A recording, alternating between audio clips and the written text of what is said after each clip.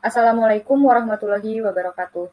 Yang saya hormati Ibu Eka Ratri Nur WMSC selaku dosen pembimbing pada tugas akhir kali ini. Pada kesempatan ini, saya akan mempresentasikan tugas akhir saya dengan judul Analisis Piutang pada PTS Hardware Indonesia TBK tahun 2018 sampai dengan 2021. Namun, sebelum lanjut, izinkan saya memperkenalkan diri terlebih dahulu.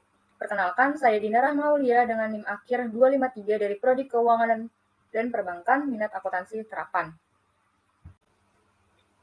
Dalam mengambil tugas akhir ini dilatar belakangi oleh berbagai masalah, yaitu saat ini evolusi dunia bisnis ditandai dengan semakin ketatnya persaingan dalam dunia bisnis yang sangat kompetitif dan berkembang dengan pesat. Perusahaan umumnya lebih menyukai penjualan tunai, tetapi karena tekanan persaingan dan kebutuhan untuk meningkatkan penjualan, sehingga perusahaan menawarkan penjualan kredit. Menurut Evan, piutang usaha biasanya berkisar dari 20% total aset perusahaan. Biaya yang terkandung dalam piutang akan diimbangi dengan adanya penjaminan kredit yang meningkatkan penjualan. Oleh karena itu, kebijakan kredit yang optimal adalah menyeimbangkan besaran dan manfaat piutang usaha. Menurut Standar Akuntansi Keuangan Nomor 43, piutang adalah jenis pembiayaan dalam bentuk pembelian atau tagihan jangka pendek suatu perusahaan yang berasal dari transaksi usaha. Sedangkan secara umum, piutang usaha adalah kegiatan yang timbul dalam kegiatan suatu usaha yang terlebih dahulu menjual jasa kepada pihak lain dan kemudian menerima pembayaran sesuai dengan kontrak yang disepakati. Astuti melakukan penelitian terdahulu tentang analisis piutang pada PT Nuasa Dharma Cipta di Samarinda. Berdasarkan hasil penelitian tersebut, dapat disimpulkan bahwa piutang yang terjadi di PT Nuasa Dharma Cipta dapat dikatakan cukup baik. Karena tingkat perputaran piutang selama tahun 2014 sampai dengan 2017 mengalami peningkatan dibanding tahun 2013, serta dapat mengumpulkan piutang menjadi kas kurang dari ketetapan yang diberikan oleh perusahaan di bawah 30 hari. PTS Hardware Indonesia, sebagian besar dari aktivitas penjualan yang dilakukan secara kredit. Perusahaan berharap dapat meningkatkan pendapatan melalui strategi penjualan kredit, sehingga perusahaan dapat meningkatkan keuntungan. Pemahaman yang kurang memadai dalam menilai kemampuan pelanggan untuk memberikan kredit mengakibatkan tunggakan pembayaran yang melebihi jangka waktu yang telah ditentukan dan akan terjadi resiko kerugian piutang tak tertagih. Besar kecilnya piutang memiliki pengaruh yang signifikan terhadap kinerja suatu perusahaan. Jika dilihat dari laporan keuangan tahun 2018 sampai dengan 2021, PTS Hardware Indonesia memiliki piutang usaha yang nilainya cukup besar, akan tetapi mengalami fluktuasi dalam kurun waktu 4 tahun. Selama beberapa tahun terakhir, perusahaan mengalami masalah piutang tak tertagih yang semakin tinggi, semakin tahun semakin meningkat, disebabkan dengan adanya konsumen yang telah melakukan transaksi pembelian pada PT Hardware, namun konsumen tersebut tidak sanggup membayar hutangnya, sehingga diselesaikan dengan cara yang sesuai kemampuan dan kesepakatan antara pihak konsumen dan perusahaan. Dari latar belakang tersebut, penulis tertarik untuk melakukan suatu analisis terhadap piutang usaha pada PTS Hardware Indonesia Tbk sehingga dapat diketahui gambaran posisi atau keadaan piutang perusahaan yang sebenarnya, serta usaha-usaha yang akan dilakukan dalam mengelola piutang selama 4 tahun terakhir ini. Penulis juga merumuskan masalah yaitu bagaimana analisis piutang dari PTS Hardware Indonesia dengan metode perputaran piutang dan average collection atau rasio pengumpulan piutang. Berdasarkan rumusan masalah yang telah dipaparkan, tujuan dari penulisan ini untuk menganalisis dari perputaran piutang dan average collection period pada PTS Hardware Indonesia. Dan manfaat bagi perusahaan diharapkan dapat menjadi bahan evaluasi PTS Hardware Indonesia dalam melakukan pengelolaan piutang. Kemudian pada bab 2 yaitu kajian teori.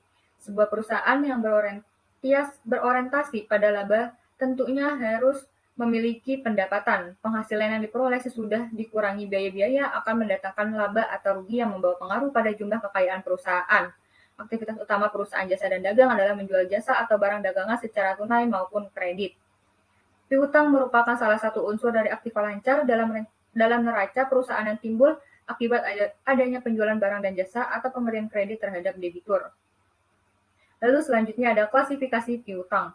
Sebagian besar perusahaan melaksanakan kegiatan penjualan secara kredit agar dapat menjual lebih banyak produk atau jasa dan mengakibatkan laba dan meningkatkan laba. Dari penjualan kredit akan menimbulkan suatu piutang. Piutang dapat diklasifikasikan menjadi beberapa bagian. Berikut ini menurut Harry, piutang diklasifikasikan menjadi 3, yaitu piutang usaha, merupakan piutang yang berasal dari transaksi penjualan barang atau jasa yang dilakukan secara kredit agar dapat menjual lebih banyak produk atau jasa kepada pelanggan. Piutang usaha biasanya diestimasikan tertagih pada jangka waktu 30 sampai 60 hari. Piutang usaha dineraca sebagai aktiva lancar. Yang kedua ada piutang wesel. Piutang wesel adalah jumlah yang terhutang bagi pelanggan jika perusahaan telah menerbitkan surat hutang formal dicatat saat kredit telah diterbitkan. Piutang wesel ini biasanya lebih dari 60 hari. Lalu yang ketiga ada piutang lain-lain. Piutang lain-lain adalah piutang selain piutang usaha. Piutang lain-lain meliputi piutang bunga, piutang pegawai, piutang pajak, piutang dari pejabat, dan piutang dari perusahaan. Piutang lain-lain diestimasikan dapat ditagih pada jangka selama 1 tahun. Maka piutang ini disebut aktiva lancar. Selanjutnya ada rasio keuangan. Dalam menilai kondisi keuangan dan prestasi perusahaan, keuangan memerlukan beberapa tolak ukur. Tolak ukur yang sering dipakai adalah rasio atau indeks, yang menghubungkan dua atau data keuangan yang satu dengan yang lainnya. Berdasarkan sumber analisis rasio keuangan dibedakan atas A. Perbandingan internal, yaitu membandingkan rasio pada saat ini dengan rasio pada masa lalu dan masa akan mendatang dalam perusahaan yang sama. Yang kedua, perbandingan eksternal dan sumber-sumber rasio industri yang membandingkan rasio perusahaan sejenis atau dengan rata-rata industri pada saat yang sama. Lalu rasio yang berhubungan dengan piutang. Yang pertama ada rasio perputaran piutang atau receivable turnover. Rasio ini merupakan rasio yang mengukur efektivitas pengelolaan piutang. Semakin cepat perputaran piutang, semakin efektif perusahaan dalam mengelola piutangnya. Rasio ini menunjukkan seberapa cepat penagihan piutang. Semakin besar semakin baik karena penagihan piutang dilakukan dengan cepat. Perhitungan dari rasio perputaran piutang yaitu total penjualan dibagi dengan rata-rata piutang. Untuk mengetahui rata-rata piutangnya yaitu piutang akhir tahun ditambah dengan piutang awal tahun dibagi 2. Lalu yang kedua ada average collection period, yaitu perbandingan antara piutang usaha dan rata-rata penjualan per hari. ACP mengukur rata-rata waktu penagihan atas penjualan. Semakin pendek ACP, semakin baik kinerja perusahaan tersebut karena modal kerja yang tertanam dalam bentuk piutang kecil. Untuk perhitungan ACP yaitu 360 dibagi dengan RTO, hasilnya titik-titik hari. Selanjutnya bab 3 yaitu metode penyelesaian. Kali ini penulis mengambil objek penelitian pada PT Hardware Indonesia Tbk pada tahun 2018 sampai dengan 2021. Jenis data menggunakan data kuantitatif, yaitu data yang dinyatakan dalam satuan angka yang berupa laporan keuangan perusahaan, yang berupa laporan laba rugi dan neraca. Selanjutnya ada sumber data. Sumber data yang digunakan dalam tugas akhir ini adalah data sekunder, yaitu data yang sudah dibuat oleh perusahaan dan telah diteliti. Data tersebut diperoleh dari Bursa Efek Indonesia. Lalu ada teknik perolehan menggunakan observasi dan studi kepustakaan. Yang terakhir pada bab ini ialah tahapan analisis. Tahapan analisis kali ini dengan metode kuantitatif bersifat deskriptif dan mempunyai 2 tahapan, yaitu tahapan menghitung dan menganalisis perhitungan perputaran piutang dan juga ACP. Selanjutnya pada bab 4 yaitu hasil dan pembahasan. Sebelum menganalisis pembahasan, penulis akan memaparkan sedikit terkait gambaran perusahaan PT Hardware Indonesia. PT Hardware Indonesia didirikan pada tahun 1995 sebagai entitas anak PT Kawan Lama Sejahtera. Pengelolaan usaha secara terintegrasi ini tidak hanya menjadikan perseroan sebagai the helpful place, namun juga sebagai the valuable place bagi pelanggan maupun pemangku kepentingan lain. Selanjutnya hasil analisis piutang pada PT Hardware Indonesia menggunakan metode receivable turnover atau perputaran piutang. Pada tahun 2018, perputaran piutang terjadi sebanyak 114 kali, yang artinya bahwa tingkat perputaran piutangnya 114 kali dalam waktu 1 tahun. Maka dapat dikatakan tingkat perputaran piutang relatif tinggi, di mana semakin tinggi tingkat perputaran piutangnya, maka dikatakan piutang tersebut bersifat liquid dan punya perputaran piutang yang paling tinggi yaitu terjadi pada tahun 2021 sebanyak 195 kali. Untuk rasio periode pengumpulan piutang atau average collection period, kita bisa melihat dalam jangka waktu beberapa hari, piutang akan berubah menjadi kas. Dari hasil perhitungan pada tahun 2018 sampai dengan 2021 mengalami fluktuasi hari pengumpulan piutang. Rata-rata dari perputaran piutang yaitu 134 kali, dan rata-rata dari ACP yaitu 3 hari.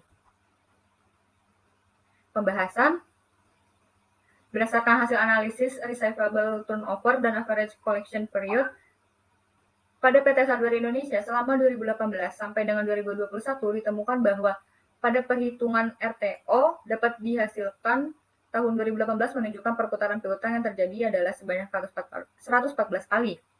Tahun 2019 sebanyak 129 kali, sedangkan tahun 2020 sebanyak 103 kali, dan pada tahun 2021 sebanyak 195 kali. Dari tahun ke tahun mengalami peningkatan.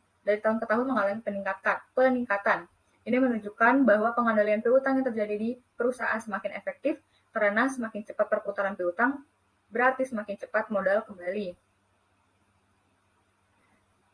Dan juga penagihan telah bekerja dengan baik karena hari yang diperlukan untuk mengumpulkan piutang menjadi kas dari tahun ke tahun mengalami penurunan. Pada rasio perhitungan ACP atau average collection period dapat dilihat dari hasil perhitungan menunjukkan bahwa tahun 2018 sampai dengan pada tahun 2018, 2019, serta 2020 pengumpulan piutang sampai menjadi kas dalam waktu 3 hari. Tahun 2021 meningkat menjadi 2 hari. Ini berarti bahwa bagian penagihan telah bekerja dengan baik, karena hari yang diperlukan untuk pengumpulan piutang menjadi kas dari tahun ke tahun mengalami penurunan. Ini menunjukkan bahwa piutang yang terjadi di perusahaan semakin efektif, karena semakin pendek rata-rata hari pengumpulan piutang,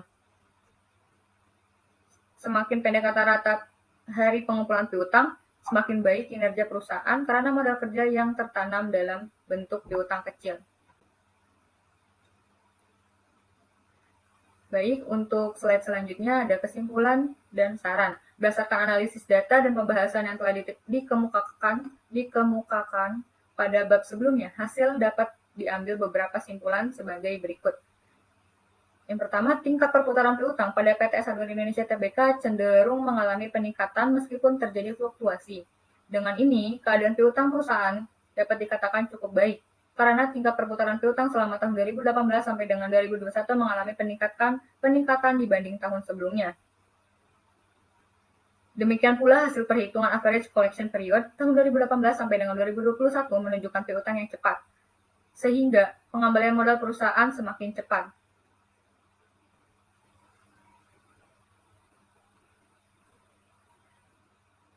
Serta dapat mengumpulkan piutang menjadi kas kurang dari ketetapan yang diberikan oleh perusahaan di bawah 30 hari dengan rata-rata pengumpulan piutang 3 hari. Lalu ada saran dari penulis untuk PT Hardware Indonesia, yaitu yang pertama, receivable turnover perusahaan masih dapat ditingkatkan dengan cara memberikan potongan tambahan berupa potongan harga atau cashback. Hasil perhitungan average collection period dapat lebih diperpendek atau dipercepat dengan cara memberi denda berupa penambahan biaya bagi pelanggan yang piutangnya melebihi jatuh tempo.